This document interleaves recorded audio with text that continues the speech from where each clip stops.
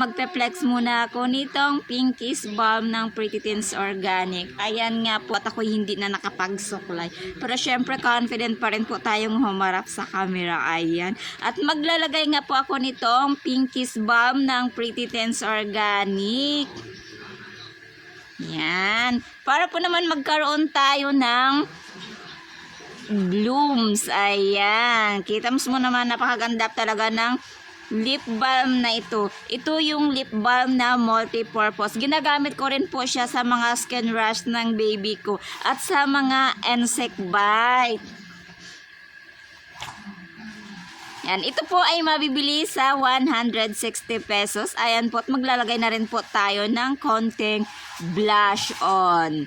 O, diba? Kita mo yung face na yan nilagyan ko at yung kabila po na wala pong lagay. O, diba? Ayan. Napakaganda po talaga niyang gamitin. At ayan, tapusin na nga po natin. Yan, kahit yan lang po ay complete package na po yan sa ating mga simpleng looks. Ayan.